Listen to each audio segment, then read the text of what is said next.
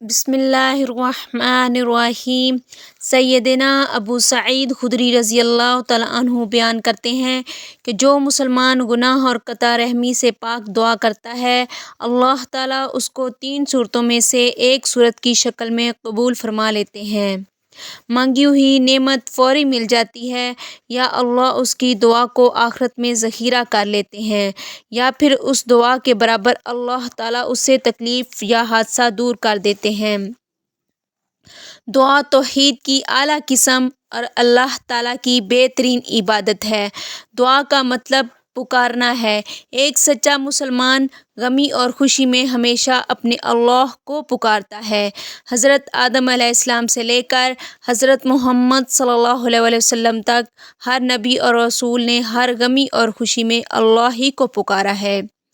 اسی طرح صحابہ اکرام رضی اللہ تعالیٰ عنہم، سلف صالحین سے لے کر اولیاء اکرام، تمام بزرگان دین بھی ایک اللہ کو ہی پکارتے تھے، اسی کے در پر جھکتے تھے۔ رسول اللہ صلی اللہ علیہ وسلم کے پاس جب بھی کوئی صحابی ضرورت لے کر آتے تو یہی کہتے تھے کہ اللہ سے دعا کرو، اور آپ بھی صحابہ کو دعا ہی بتلاتے تھے۔ بہت ہی خوش نصیب ہیں وہ لوگ جو صرف ایک اللہ سے ہی ہر قسم کی خوشی اور نعمت کا سوال کرتے ہیں، ہر دکھ سے بچنے کی اسی سے دعا کرتے ہیں۔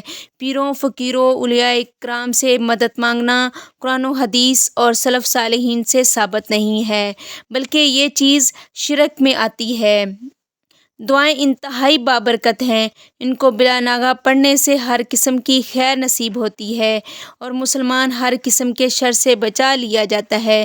رسول اللہ صلی اللہ علیہ وسلم کی دعاؤں کو پڑھنے سے، ان پر غور و فکر کرنے سے مسلمان کے دل میں عقیدہ توحید کی غیرت اور عاجزی پیدا ہوتی ہے۔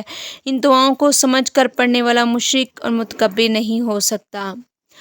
وَقَالَ رَبُّكُمُ ادْعُونِي أَسْتَجِبْ لَكُمْ، اور تمہارے پروردگار نے کہا ہے مجھ سے دعا کرو، میں چاہتا ہوں کہ تمہاری دعا کو قبول کروں۔ إِنَّ رَبِّي لَسَمِيعُ الدُّعَاء، بلا شبہ میرا پروردگار البتہ بہت زیادہ میری دعا کو سننے والا ہے۔ بے شک